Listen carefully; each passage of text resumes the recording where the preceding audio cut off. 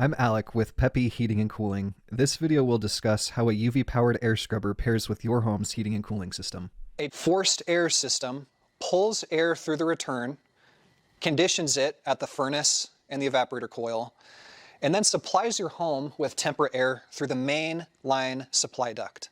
The air scrubber will mount directly into the main line supply. Mounting the system here is important because as air and moisture are forced through the air scrubber, the UV light splits the oxygen and water, creating free radical atoms of hydrogen and oxygen.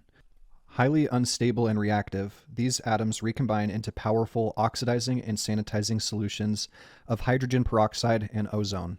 To recap, the air scrubber will turn every supply vent throughout your house into a supercharged disinfectant system that kills things like bacteria, viruses, reduces allergens like mold spores and pollen. It breaks down organic compounds that can cause odors, leaving your home smelling clean and reducing the spread of infection by eliminating airborne pathogens and reducing allergens. Book an appointment through callpeppy.com or give us a call here at this number.